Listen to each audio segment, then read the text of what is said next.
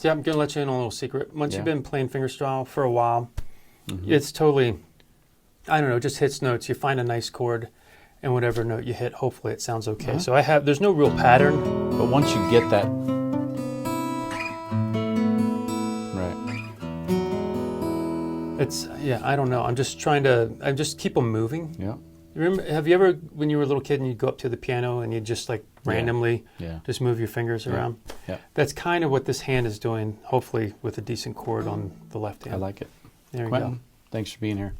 Welcome. You know, you could do one chord and you could play it. You could play that one chord 1,000 different ways. You know what I mean? Oh, yeah. You really could. It's it's incredible. That's what I was trying to tell people when they were learning guitar. It's like, oh, yeah.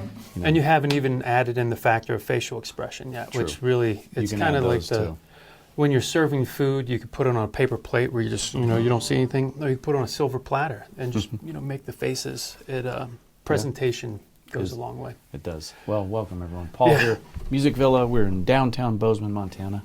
I just want to point out that the label in here is a different color. It's red. It is a red label. It is a red label. These are the new red labels. So, as you know, we've done the red labels now for a few years, I think. Yamaha came out with them a few years back, and they kind of had like a satiny finish, right? And what they are is they're these throwbacks to the 60s Yamaha, the classics, like kind of they're like back in style. It's like people are pulling, they're all looking for their old Yamaha. You're saying this is like the bell bottoms exactly. of guitars? But they're so cool. Only cool. Yeah, super cool guitars. If people come out of the woodwork with their original one that they've had forever, and they're like, I've had this guitar forever, it's my Yamaha. And then you open it up and you're like, oh, it's a red label. And then, so Yamaha decided to remake the red labels because they're so kind of famous for that. So we have two new ones now, gloss finish.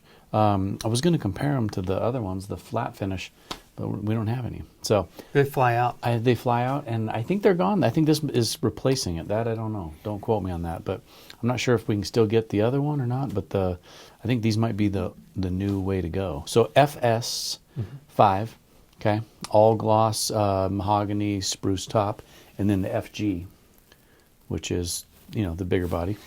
So two body shapes. Let's take a look here. Gotcha.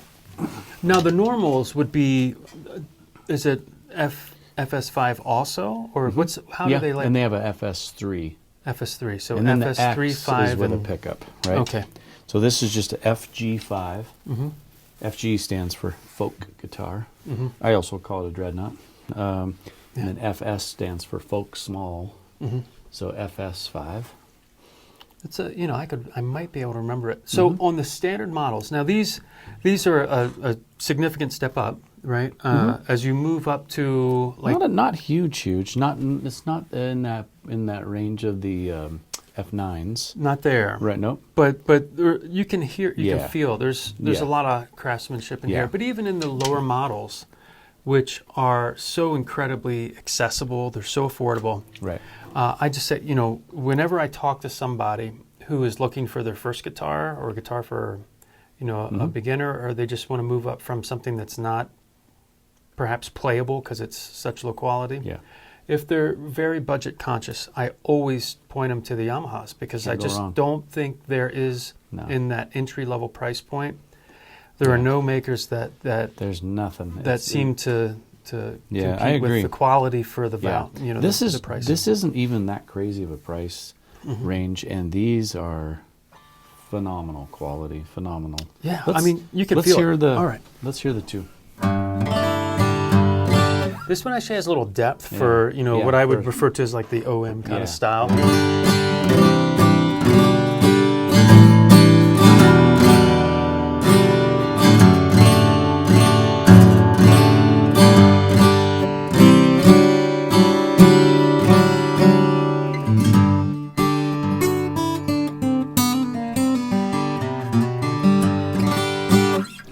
Now the big boy.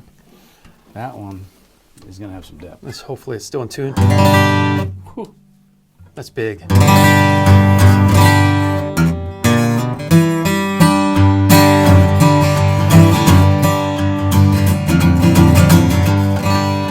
So I don't don't want to blow this out, but in the room, it's big. You can feel some resonance on the low end.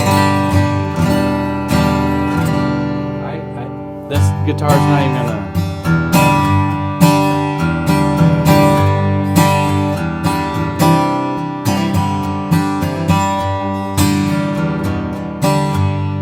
I'm going to say this. I'm going to say that in this price point right here, with this guitar, I'm going to sell this today. This isn't even going to last. I will guarantee you that this guitar is the best sounding guitar in that price point I think I've ever heard. This is one of those guitars. Anybody that's watching this channel is probably like sat in a music store like Music Villa here or wherever you're located, and you've annoyed the salespeople by just moving down the line and getting the strings all greasy.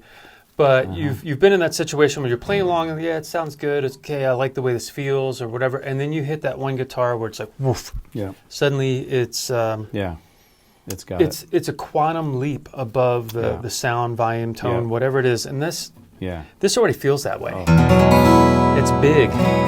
That's a great guitar. And for the record, here we're in this small room.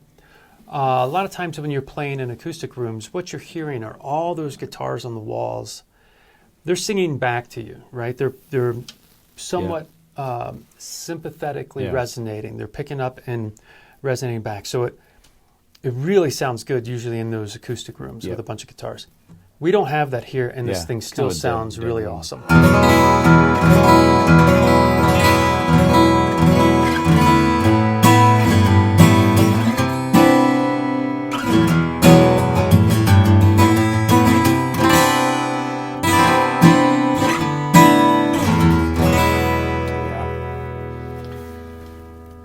That's a good one.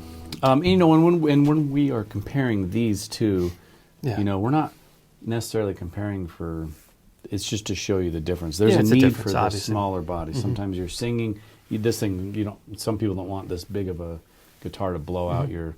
So some people just find these more comfortable. Tone profile. Can I see that one? So it's not always like which one's better. It's just which one's. No, which one fits what you're looking for. Yeah. Now I wouldn't play bluegrass on this one. No. Right, that would definitely be more of a bluegrassy guitar, but I might also not want all that bass if I'm doing finger folk style guitar. Now I'm going a little bit quieter because I'm trying to just want to hear the tone.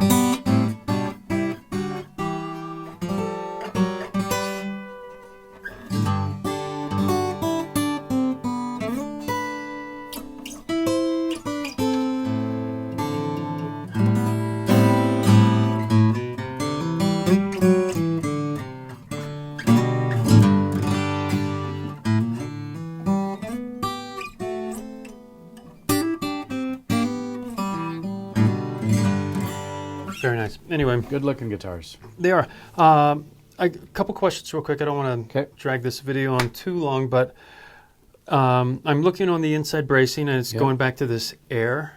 Now that's... Yes, that is by air, I mean A-R-E. Yep. R. Yeah. R. I guess I should say. Yep. That's the torification. It's different. It's like a vibrational thing, I believe, that kind of ages the wood a little bit. It's a treatment to, and I'd say aging or maturing. Yeah. It's not a torification where they dry it out and heat it. Correct. My father used to tell me that's what he would do with his acoustics. Right. Back in the old days, and I've said this before, you had the speakers that were like furniture for your home stereo. Yeah. And he would always take his acoustics and just lay them against the speaker, kind of rest up against it, and then he'd play because he was told, and I presume there's some truth to it, that the vibration it does mimics ours playing, so you can start getting that older, more mature sound. It's broken in faster. So that's interesting. It really does work. I mean, as you play a guitar, they do change. Yeah. The structure of the wood changes, and it does become a drier kind of kind of like sound. Us. Look at us. Yeah. Compare us to our 20-year-old selves. We're so much more mature and just much more pleasing all the way around. Exactly. Yeah. Yeah. Ask my wife. No. On second thought, maybe you don't need their opinions. All right. Yeah. We ready? Yes, sir. We're done. Quinton, Thank you. You bet. New red labels from Yamaha. Yes. FG5 and the FS5. Available. Music Villa. Check us out, musicvilla.com. And thanks for watching.